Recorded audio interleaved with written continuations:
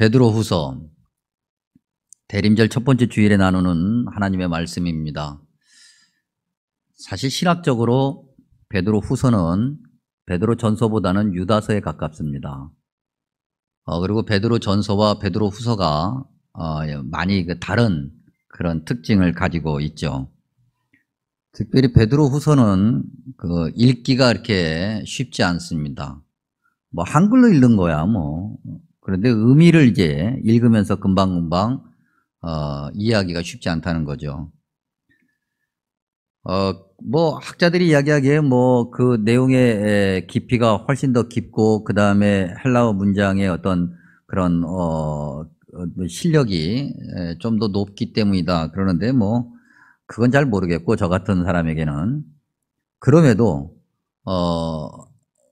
그 원어를 읽을 줄 아는 목사로서 본문을 열심히 원어로 읽었는데도 쉽지가 않습니다.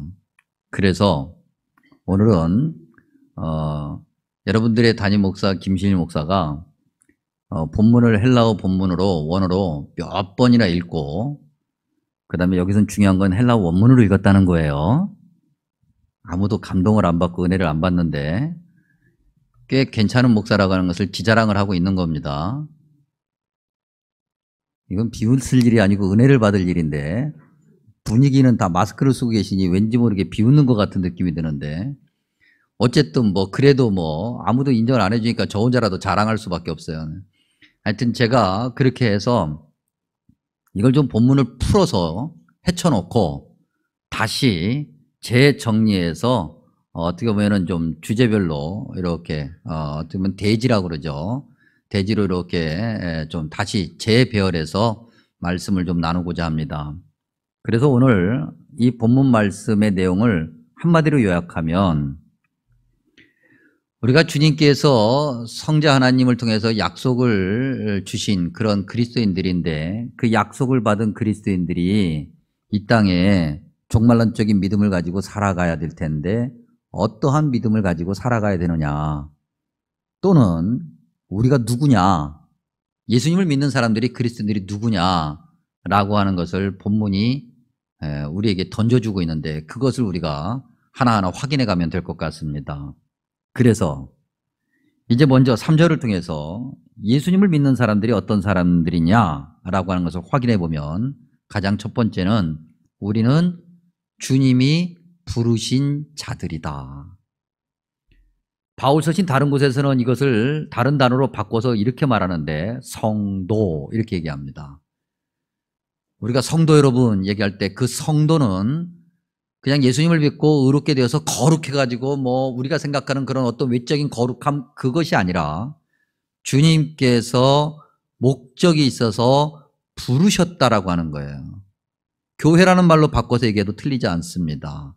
세상에서 구별하여 주님께서 우리를 부르셨고 거룩하다고 그렇게 인정해 주시는 사람들이 바로 저와 여러분이라고 하는 거죠.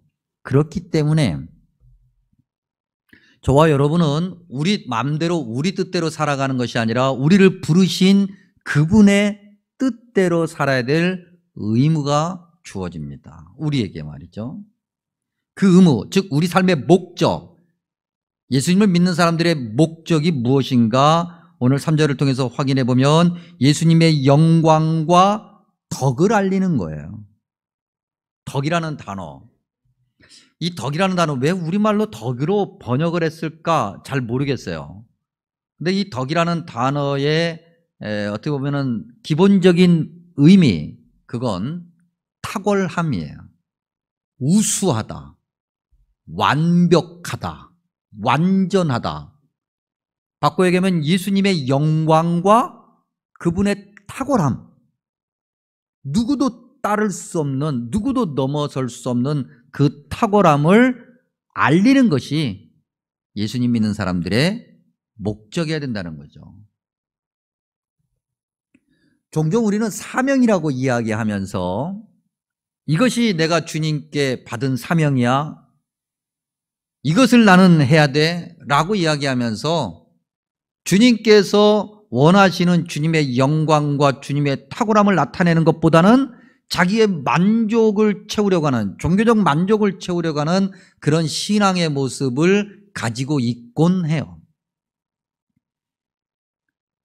우리의 만족이 아니라 주님의 영광과 주님이 얼마나 완벽하신 분인가, 얼마나 지존이신가를 우리의 모든 것을 통해서 세상에 나타내야 되는데 우리의 만족으로 끝나는 경우가 없지 않다.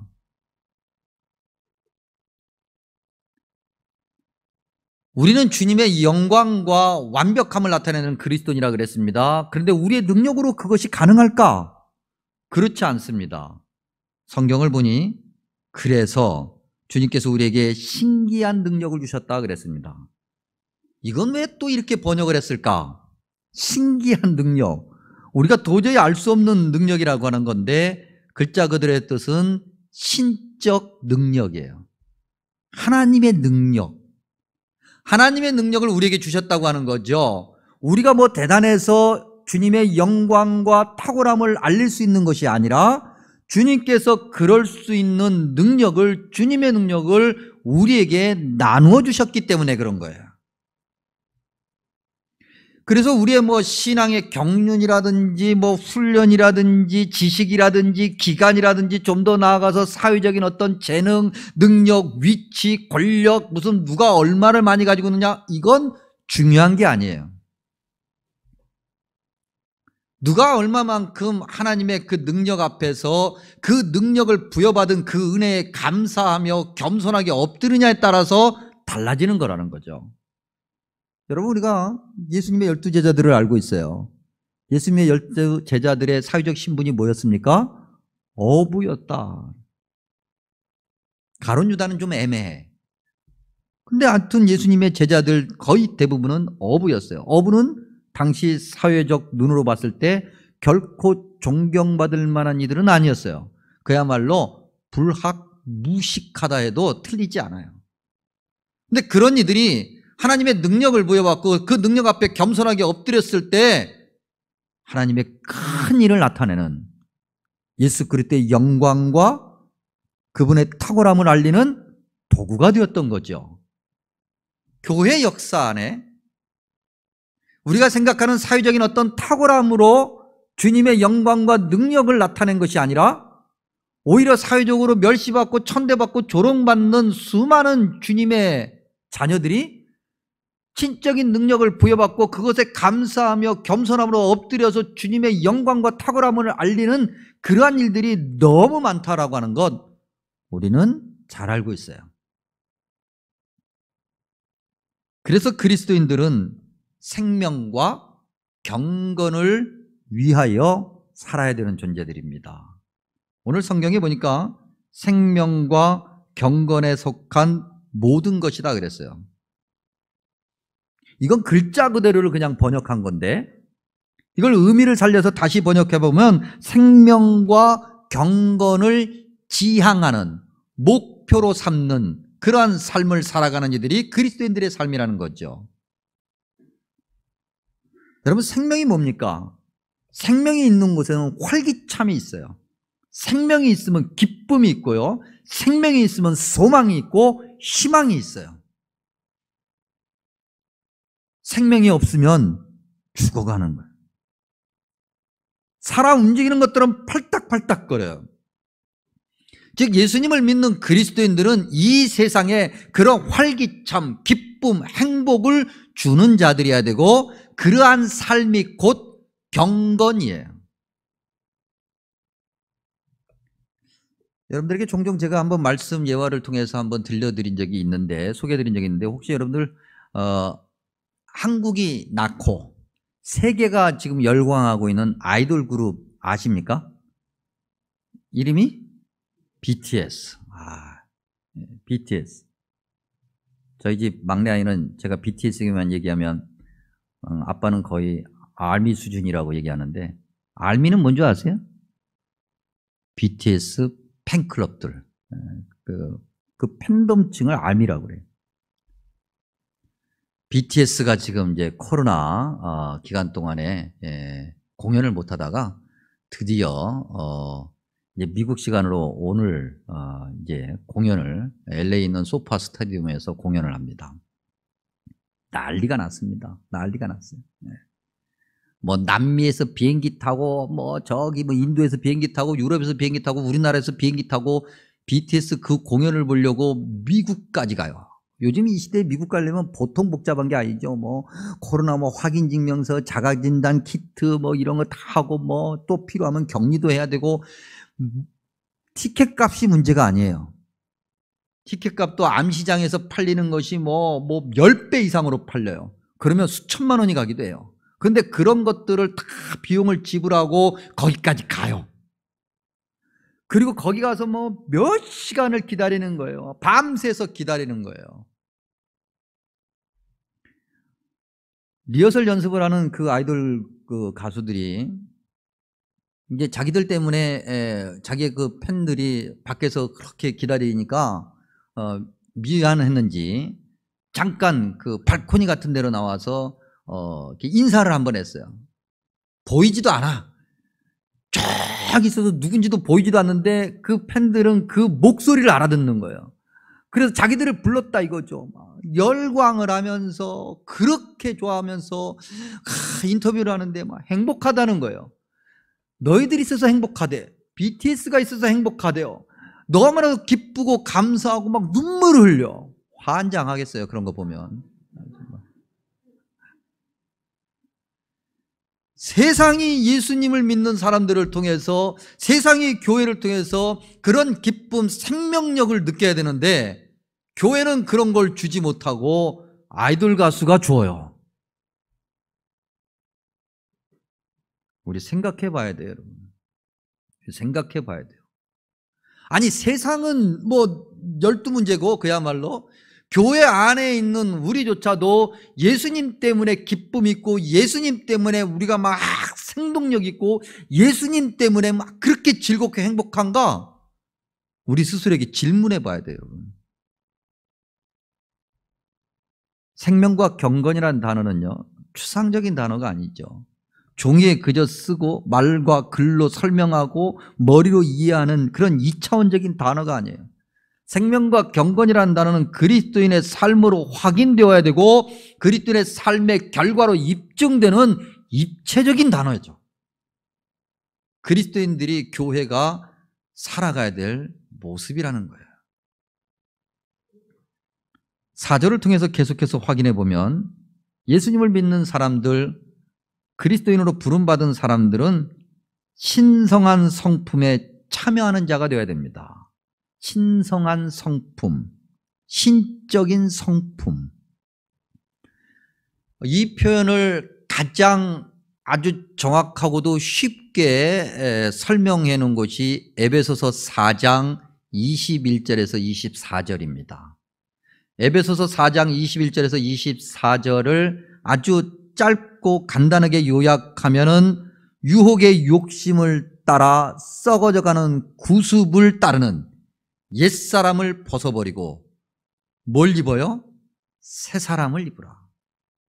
예수님을 믿는 그 순간, 예수님을 믿기 전까지 우리가 추구했던 모든 그런 옛것은 버리고 이제 예수님을 믿는 사람으로서 새로운 삶을 살아가라. 입으라고 하는 것은 적극적이고 능동적인 자세를 가지라는 거예요. 그러니까 이것은 완성이 아니죠. 진행형이에요. 계속해서 그렇게 가야 되는 거예요. 언제까지? 주님을 만나는 그날까지. 쉬지 않아야 돼요. 멈춰서는 안 되는 거예요. 끊임없이 새로운 사람으로 살아가는 모습을 보여줘야 되는 거죠. 우리 한국 초기 교회 교인들은 그랬습니다.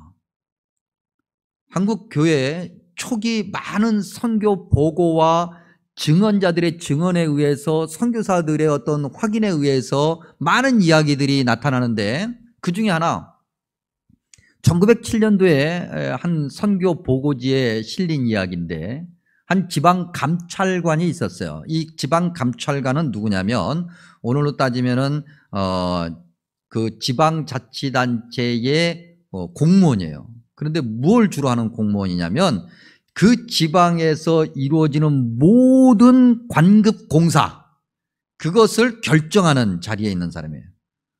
그 공사를 누구에게 주는가, 그 공사를 하느냐 마느냐, 이걸 다 그 사람이 결정해요. 막강한 권력이죠.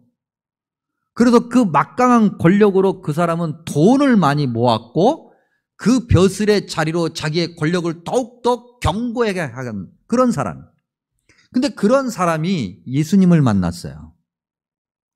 그리고 성경을 보고 성경을 듣습니다. 자기 삶이 결코 주님이 원하시는 삶이 아닌 거예요. 그리스도인으로 부름받은 삶이 아닌 거예요. 그래서 그가 모든 것을 그 순간 버려요. 그가 앞으로 먹고 살 수 있는 거 남겨두고 그게 아니었어요. 그의 집을 예배당으로 제공하는 것부터 시작을 해서 그가 가지고 있는 모든 것을 그 자리에서 다 버려요. 그가 오랫동안 모았던 그 재산, 수천 양을 주고 샀던 그런 노비들을 그날로 다 해방시켜요. 노비 문서를 아예 불태워서 없애버렸어요. 어제까지만 해도 이래라 저래라 하고 지시했고 자기 눈도 못 쳐다보게 했던 그런 노비들과 이제는 함께 지내면서 그 노비들을 형제여 자매여라고 불러요. 여러분, 이게 얼마나 대단한 일인지를 우리는 잘 몰라요. 근데 초기에 우리 한국교회 교인들은 아주 많은 이들이 그렇게 했어요. 예수님을 믿는 순간에 옛사람을 벗어버리고 새 사람, 새로운 삶을 살아가는 거예요. 신적인 성품. 세상이 깜짝 놀랄 만한. 와, 어떻게 저럴 수가 있어? 여러분, 성경은 이야기하죠. 세상 것들은 결국 다 썩어 없어지는 거라고 그랬어요. 전도서 말씀대로 해 아래 새 것이 아무것도 없어요. 어떤 사람이 정말 평생 동안 돈을 모아가지고 황금을 이만큼 재어놨는데 죽고 나니까는 그 황금이 아까워서 그 황금을 가지고 천국으로 갔어요. 이제 천국문을 이제 열면 천국으로 들어가는데 천국문을 딱 주관하고 있는 천사가 이렇게 쳐다봐요. 뭘 잔뜩 지고 왔거든요. 너 뭐 지고 왔니?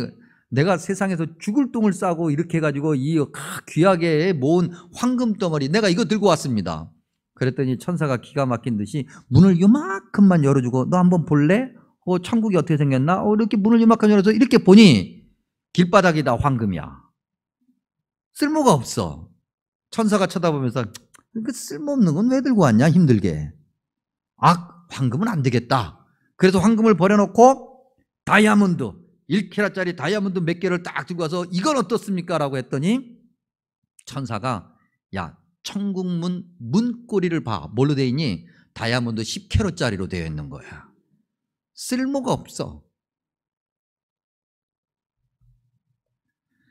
우리 어르신들 좀 용서하고 들어주십시오. 목사님들 몇 분이 모여서 식사를 하는데 몇 분이 모여서 식사를 하다가 이제 제 나이 또래 목사님들 이제 50대 이제 중반 또 후반 이 목사님들이 이제 식사를 하다가 이제 한 세 분이 이게 흘렸어요. 여기 흘렸어요. 그랬더니 그 중에서 이제 좀 한 서너 살 어린 목사님이 두 줄 흘린 분이 있었는데 그 두 줄 흘린 분을 이렇게 닦아주시면서 그런 거예요. 괜찮아요, 목사님. 이제부터 시작이에요. 그러더라고요. 영원한 게 어디 있어요, 여러분? 젊고 예뻤고 힘있고 그런 모든 것들도 다 시간이 지나가면 없어지는 거예요. 그런데 거기에 정욕을 우리가 품어요. 여러분, 정욕이라는 단어는요, 열렬한 갈망이라는 뜻이에요. 썩어 없어질 것에 열렬히 갈망해. 그런 것을 추구해요. 영원한 생명을 주신 주님을 바라봐야 되는데 그것에 갈망하고 그것에 정욕적인 마음을 집어넣어야 되는데 주님이 원하시는 것에 집어넣지 않고 썩어 없어질 것들, 가치 없는 것들, 그런 것들에 우리가 열렬히 환호하고 그것을 갈망해. 이름을 남긴다, 우리가 그런 얘기예요. 이름 남겨서 뭐 하게요? 그 이름을 가지고 있는 사람이 없는데 이름 남겨서 뭐 하게요, 여러분? 이름 남기지 마세요. 나중에 또 어떤 사람이 봤다가 이름값도 못하는 사람이 이름은 괜히 남겼다고 그 이름 가지고 또 뭐라고 해요. 아무 소용없어요. 그런데 거기에 막 관심을 두는 어리석은 자들, 주님이 원하시지 않는 모습이죠. 예수님 믿는 사람은 그렇게 살아서는 안 된다. 예수님 믿는 사람들은 어떤 사람인가? 성경을 보니까 그리스도 예수 안에 약속된 것을 받는 자들이다 그랬어요. 그리스도 예수 안에서 약속된 건 뭘까? 뭘 말하는 것일까? 베드로후서를 계속 읽어가면 베드로후서 3장 13절에 그 약속이 설명되어 있는데 그 약속이 뭐냐면 새하늘과 새 땅이에요. 새하늘과 새 땅을 다른 말로 바꿔 얘기하면 천국이죠. 예수님을 믿는 사람들은 그런 사람들이에요. 천국을 이미 약속받은 거죠. 그 천국이라고 하는 그 무엇과도 바꿀 수 없는 엄청난 값진 것을 마음에 품고 이미 천국을 품고 살아가는 자들이에요. 소망과 희망이 달라. 세상 그 무엇과도 완전히 달라. 그러니 삶의 모습도 달라야 되는 거죠. 가장 귀중한 것을 마음에 품었으니 그 누가 뭐라 그래도 세상이 아무리 힘들어도 두려워하고 염려할 필요가 전혀 없는 거예요. 5절에서 7절에 보니까 이렇게 신성한 성품에 참여하는 부름받은 그리스도인들이 가져야 될 그 성품에 대한 구체적 내용이 있어요. 5절에서 7절, 5절 읽어보면 이렇게 하죠. 그러므로 너희가 더욱 힘써 너희 믿음으로 시작을 해요. 그리고 7절 끝부분에 사랑을 더하라. 믿음으로 시작하고 사랑으로 끝나요. 그리고 이제 그 사이에 덕, 지식, 절제, 인내, 경건, 형제, 우애가 있어요. 그래서 믿음으로 시작하고 덕, 그 다음 단계는 지식, 그 다음 단계는 절제, 그 다음 단계는 인내, 그 다음 단계는 경건, 그 다음 단계는 형제, 이런 게 아니고 믿음이라고 하는 앞 괄호와 사랑이라고 하는 뒷 괄호 안에 이런 것들이 가득해야 된다는 얘기예요. 예수님을 믿는 사람들은. 근데 뭐에 무엇을 더한다라고 하는 표현은 뭐냐? 이런 것들이 결합되고 단단하게 붙어서 절대로 떨어지지 않는 완전체가 되고 그것으로 꽉 차야 된다는 거예요. 그러니까 그리스도인의 삶은 믿음으로 시작을 했어요. 그러면 사랑으로 닫혀지면서 그 안에 그 모든 것들이 꽉 차서 묵직해야 되고 들어 흔들면 소리가 안 나야 돼요. 몇 개 안 들어있으면 소리 나요. 깡깡깡깡 시끄러워요. 그러니까 우리가 어디 딱 갔는데 시끄러워. 그러면 누구 때문에 시끄러워? 그럴 리가 아니에요. 나 때문에 시끄러운 거예요. 내가 아직 묵직하지 않구나. 우리가 믿음으로 시작해서 사랑으로 닫아야 되는 그 안에 있는 내용들 우리가 잠깐 보면 덕이다 그랬어요. 이건 3절의 덕과 같은 단어예요. 예수님이 완전하신 것처럼 우리에게 예수님께서 신적인 성품을 나눠주셔서 우리도 완전하기를 원하시는 거죠. 우리의 능력으로가 아니라 주님의 은혜로. 그래서 우리로 인해서 주님의 탁월함이 세상에 알려져야 되고 우리로 인해서 세상이 주님의 완벽함을 알아야 되는 거예요. 그 덕을 우리가 가져야 되는 거죠. 지식. 성경에서 얘기하는 지식은요, 학습이 아니에요, 여러분. 교실에 앉아서 자, 책 몇 페이지 펴봐. 이거 있지? 외워. 이런 지식이 아니에요, 여러분. 성경에서 얘기하는 지식은 경험적 지식이에요. 몸으로 기억하는 거예요, 여러분. 몸으로 기억하면 잊어버려지지 않아요. 희미해지기는 하지만 다시 금세 되살아나요. 성경을 읽고 우리 자신을 보고 성경대로 살아가는 것, 그것이 곧 지식이고 그것이 곧 절제로 이어져요. 그러면 절제라고 하는 것이 그래 내가 오늘부터 안 그래야지, 그래 그래야지, 금욕하고는 다른 거예요, 여러분. 내 의지로 어떻게 그렇게 돼요? 안 되는 거예요. 주님이 원하시는 말씀을 붙들고 그 말씀에 비춘 나 자신을 들여다보면서 날마다 엎드려 기도하고 그럴 때 우리의 삶이 달라지고 세상과 다른 삶의 동선을 갖게 되고 언행을 가지게 되는 거죠. 그래서 예수님 믿는 사람들은요, 예수님 안 믿는 사람들이 자주 가는 곳에 가면 안 되는 거예요, 여러분. 그리고 예수님을 믿는 사람들이 예수님을 안 믿는 사람들이 하는 행동을 따라해서는 안 된다고 하는 거예요. 그래서 그런 거예요, 여러분. 근데 예수님을 믿는 사람들이 예수님을 안 믿는 사람들이 가는 곳 다 따라다니고 거기에 같이 다 어울리고 아무것도 안 돼. 그러면 아무것도 안 되는 거예요. 예수님을 믿는 사람과 믿지 않는 사람들은 말하는 것부터가 달라져야 돼요. 인내. 초대교회 당시에 인내라고 하는 이 단어는 세상에서는 가치가 없는 단어였습니다. 이건 무슨 사람의 어떤 그런 자기개발적인 어떤 그런 고차원의 단어가 전혀 아니었어요. 인내라는 단어는 오히려 수치스러운 단어예요. 그래서 이 초대교회 1세기, 2세기, 3세기, 4세기까지 초대교회 교부들의 글들이 많이 있는데 그 글들을 이렇게 읽어보면 초대교회 덕목, 즉 초대교회 교인들이 가져야 될 교인들이 당연히 가져야 될 성품 중에 가장 중요한 것 중에 하나가 인내였어요. 그걸 굉장히 강조하는 것을 우리가 문헌들을 통해서 봅니다. 근데 당시 세상 그렇지 않아요. 인내는요 수치스러운 거예요. 왜요? 힘 있는 사람은 인내할 필요가 없어요. 내가 힘 있는데 확 해도 그 다음에 문제가 안 생겨. 근데 힘 없는 사람은 억울해도 가만히 있어야 돼요. 참아야 돼. 인내해야 돼. 왜? 괜히 한마디 했다가 한 대 더 맞아. 그러니까 인내라고 하는 단어는 저 밑에 보잘것없는 사람들이 어쩔 수 없이 가지는 단어였지, 힘 있는 사람들이 또 힘을 추구하고 지향하고 그것을 원하는 사람들이 갖는 단어가 아니었어요. 근데 초대교회들은 그 인내를 강조해요. 남들은 다 싫어하는 그 인내를 강조했어요. 그리고 그 인내를 강조하는 동안 교회는 성장했어요. 그런데 인내가 필요 없어지는 시기가 왔습니다. 그랬더니 교회는 타락하기 시작해요. 그건 교회 역사가 증명하고 있어요. 오늘 저와 여러분이 살고 있는 시대는 어떤 시대입니까? 인내가 필요한 시대입니까? 인내가 그다지 필요 없는 시대입니까? 필요 없는 시대 아닌가요? 예수님을 믿는다고 우리가 무슨 억울하게 눌려가지고 막 참고 고소해버려. 확 고소해. 그냥 고소하면 되지 뭐. 인내할 필요가 뭐 있어요? 경찰서 가. 인내가 별로 필요 없는 그런 시대에 교회는 세상을 향해서 어떤 모습을 가지게 되었을까? 경건.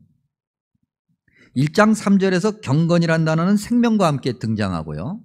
베드로후서 3장 11절에서 이 경건이라는 단어가 거룩한 행실과 같이 등장해요. 다시 말하면 이 경건이라고 하는 것은요, 세상에 생명을 주고 그리스도인들의 거룩한 삶을 통해서 세상이 기뻐하고 즐거워하는 거예요. 아까도 말씀드린 것처럼 종에 쓰는 단어가 아니에요. 뭔가 겉모양으로 한다고 될 일이 아니에요. 필요하겠으나 본질은 아닌 거예요. 그리스도인들이 믿음과 사랑으로 꽉 채워야 되는 것 중에 또 하나는 형제우애예요.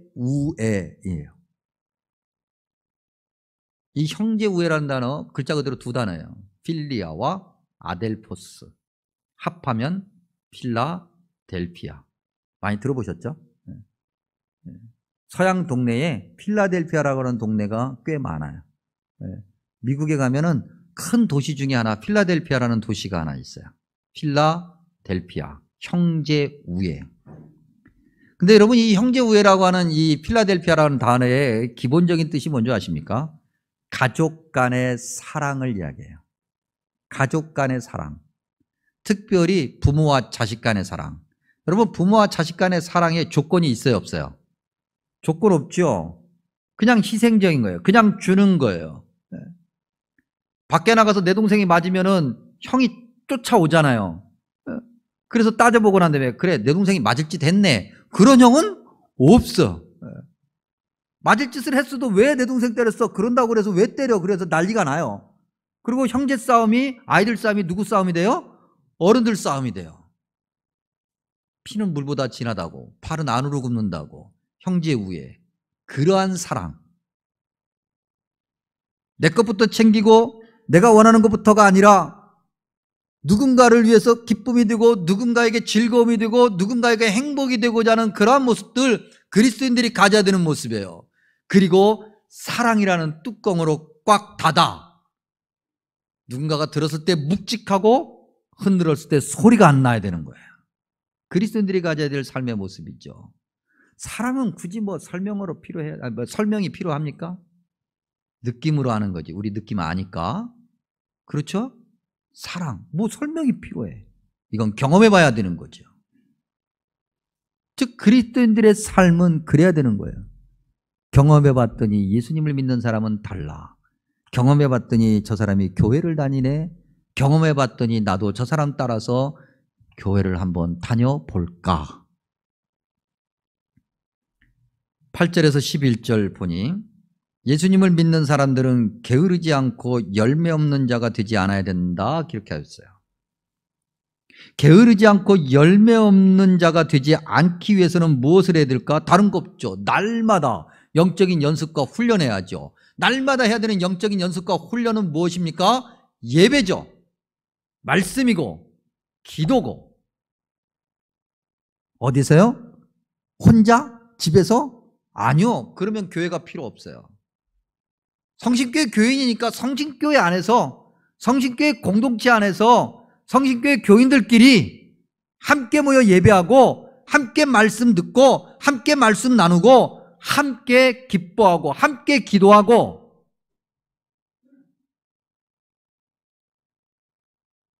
듣나누, 하나님의 말씀을 듣고 나누고 누리는 듣나누, 통독과 정독하고 나면 꼭 느끼는 것이 있어요. 할 때 그 과정에도 느낍니다. 맨날 똑같아요. 어떻게 보면 지겨울 수도 있어요. 맨날 모이면은 이제 이번에도 우리 비대면 줌으로 했잖아요. 모이면 첫 번째 하는 것이 지난 한 주간 감사한 게 뭡니까? 그러면 감사 이야기 나눠야 돼요. 감사할 게 없으면 억지로라도 쥐어짜서 나눠야 돼. 삶이 늘 평안한 건 아니니까 힘들어도 막 얘기해야 돼요. 그리고 말씀에 은혜 받은 구절 하나씩 짚어가면서 또 나눠야 돼요. 근데 그렇게 매번 하다 보면 마음속에 평안이 있고 지혜가 있고 능력이 있게 되고 어려움을 헤쳐나갈 수 있게 돼요. 그걸 볼 수 있어요, 여러분. 성장이라고 하는 것이 무엇인지를 보게 돼요. 특별히 이번에도 나누다 보니 팔려전대회가 단톡방을 만들었다고 그래요. 비대면 시대니까. 그래서 팔려전대회 단톡방을 만들어가지고 이제 팔려전대회면은 우리 40부 후반에 있는 분들이죠. 근데 그분들이 단톡방을 만들어서 그 단톡방에다 매번 그 감사를 올렸다고 그럽니다. 누가 어떤 내용을 올렸는지는 모르겠어요. 궁금하기는 해. 한번 보고 싶긴 한데 안 보여주더라고요. 근데 어쨌든 올려요. 이렇게 올려가지고 막 감사해요. 그러면 그 감사를 보고 또 나도 도전을 돼요. 그렇죠? 우리 성도들끼리 도전이 돼요. 야, 저런 감사도 하는구나. 야, 저것도 감사한 거구나. 도전이 되는 거예요. 몇몇 권사님들은 우리 매일 기도에 있는데 그 매일 기도 외에도 몇몇 권사님들끼리는 모여서 기도 단톡방을 만들었다고 해요. 그래서 그 기도 단톡방에다가 기도 제목을 올리는 거예요. 이런 기도 제목, 저런 기도 제목. 그 기도 제목을 보면서 서로에게 도전이 돼. 여러분, 누군가의 감사 제목을 보고 누군가의 기도 제목을 보고 짜증나고 화나는 분들이 있어요? 그런 분들이 만약에 계신다면 우리가 잘 지켜봐야 돼요. 잘 보듬어 드려야 돼. 그분들은 특별한 사랑으로. 일반적으로 따지면 누군가의 감사와 누군가의 기도 제목을 보면 늘 기뻐하고 즐겁죠. 도전이 되죠. 우리 항준직들 참 피택되고 난 다음에 피택 훈련을 하면 말이죠. 막 그냥 그때 교회 나오십시오, 예배 드립시오. 그러면 막 무슨 일 있어도 와. 그냥 막 하여튼 죽자 사자 와. 훈련 끝나면 그리고 임직 받으면 와요 안 와요? 와요 안 와요? 와요 안 와요? 대답할 때까지 내가 물어볼 거예요. 내가 오늘 설교 안 끝나 내가. 와요 안 와요? 안 와요? 맞아요? 항존직 다 내놔. 다시 다 반납해 다.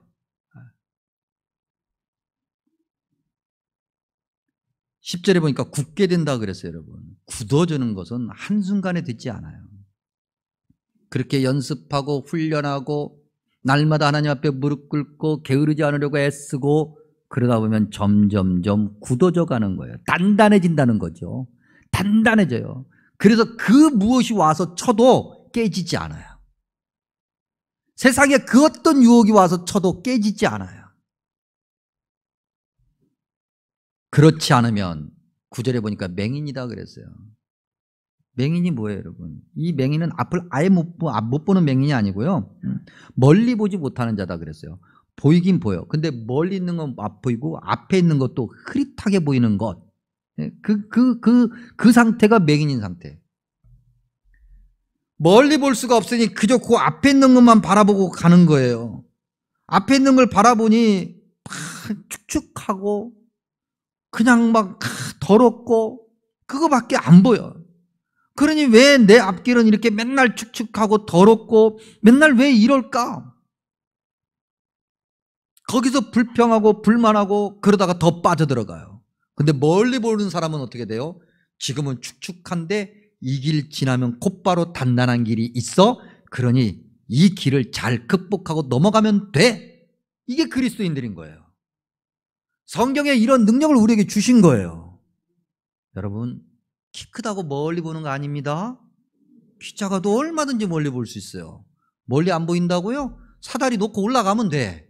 말씀에 사다리 놓고 올라가면 돼. 뭐가 그렇게 대단하다고, 뭐가 그렇게 세상이 뭐 거창하다고 우리가 염려해요. 늘 불안하고 염려하고 조급하고 작은 일에도 이렇게 흔들리고 저렇게 흔들리고. 그리스도인들은 그러면 안 돼요. 우리가 연약해서 그런다 할지라도 안 그런 척 해야지. 적어도. 그렇죠?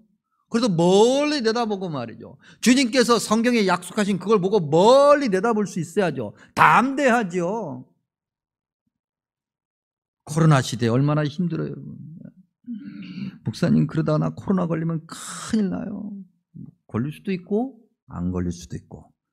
목사님, 그러면 안 돼요. 그렇게 말씀하시면 안 돼요.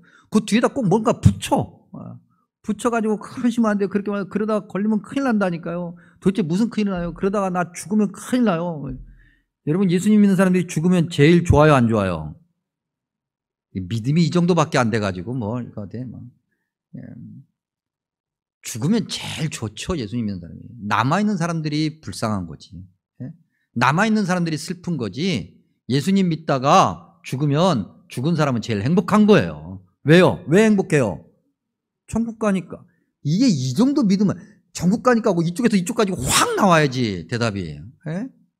이 정도 믿음 가지고 뭘 하겠어요?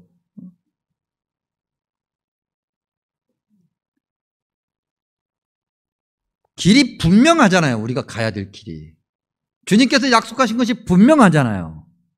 흔들릴 필요가 없어요. 영적으로 맹인, 겨우 앞에만 보고 염려해서 어떻게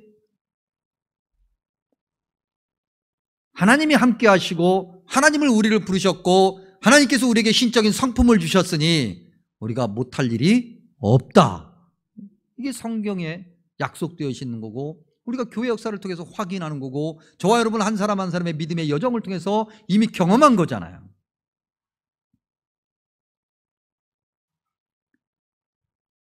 베드로후서 3장 11절과 12절에 이렇게 기록하고 있습니다. 너희가 어떠한 사람이 되어야 마땅하냐? 거룩한 행실과 경건함으로 하나님의 날이 임하기를 바라보고 간절히 사모하라. 그리고 오늘 우리가 읽은 1장의 11절 말씀 이렇게 기록하고 있습니다. 이같이 하면 우리 주 곧 구주 예수 그리스도의 영원한 나라에 들어감을 넉넉히 너희에게 주시리라. 아멘. 기도하겠습니다.